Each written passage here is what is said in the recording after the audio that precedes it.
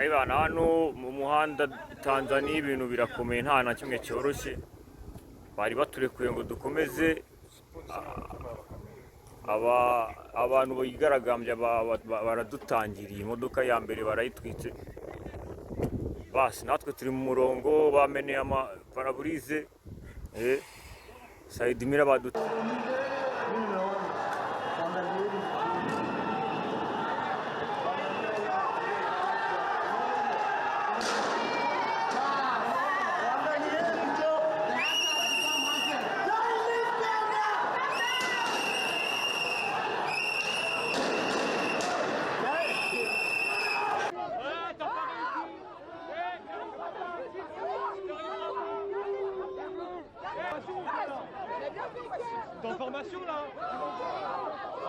nyuma yo kureba ibi bintu byose biri kubera mu gihugu cya Tanzania, wakwibaza uti byagenze bite, habaye iki?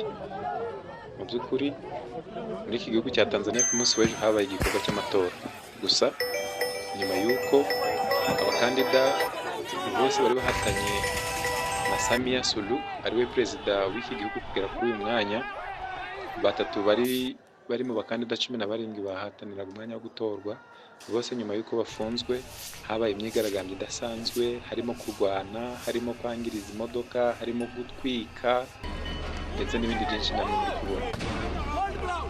Ese byaba biri guterwa n'iki muri iki gihugu ko bitabaga? Ubundi Samia Suluhu Hassan yari mu ntoki?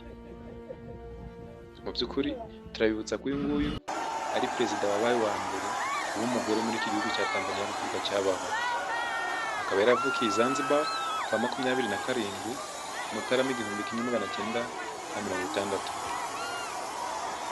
Twabibutsa ko kandi yize ibijyanye n'iterambere ry'ubukungu n'imiyoborere, harimo n'amasomo muri Universite ya Manchester mu Bwongereza. Yatangiye politiki yo muri Zanzibar, aho yabaye umunyamabanga n'umuminisitiri wita urubyiruko, abagore ndetse n'abana. Mu mwaka w'ibihumbi 2010 yabaye umudepite mu nteko ishinga amategeko ya Tanzania. Muri 2015 Perezida John Pombe Magufuli yamugize visi perezida, aba nawe umugore wa mbere wagiye kuri uyu mwanya kandi akuzuza inshingano neza. Turakwibutsa ko Samia Suluhu Hassan ubu ngubu akaba ifite imyaka 65, yabaye perezida wa mbere w'umugore muri iki gihugu guhera mu mwaka w'ibihumbi 2021. Ni nyuma y'uko urupfu rutunguranye rwa Dr. John Pombe Magufuli wari umaze igihe gito atangiye manda ya kabiri yo kuyobora iki gihugu cya Tanzania. Bimwe mu byaranze Samia Suluhu kuri iki gihugu, nubwo bataratangaza amajwi y'aya matora batoye umunsi w'ejo, mu by'ukuri nubwo nta byera ngo de, hari ibyaranze uyu muyobozi Samia Suluhu, nubwo tutazi neza ko ari buze kongera gutsinda aya matora. Iyi myigaragambyo yose nubwo ikomeje kuba, ariko uyu mubyeyi ariwe perezida w'iki gihugu cya Tanzania yimakaje imbere amahoro ndetse n'ubufatanye n'uburyo bwo kwagura ubwisanzure, uburyo bw'isanzure mu itangazamakuru. N'ubu tuvugana hari abantu bari gushaka amakuru ubu ngubu barangije kugera muri iki gihugu cya Tanzania, ugereranyije no mu bindi bihugu yagerageje guteza imbere itangazamakuru. Ndetse n'ubutegetsi bwa Magufuli, aho wasangagaho itangazamakuru ritishyira ngo ryizane, ariko kuri Samia Suluhu we yagerageje kubateza imbere ndetse no kubahereza umwanya. Yasize imbaraga mu guteza imbere ubukungu, uburezi, uburinganire ndetse n'ibindi. Ariko nanone ahura n'ibibazo bya politiki n'amatora, bikagaragara muri Tanzania.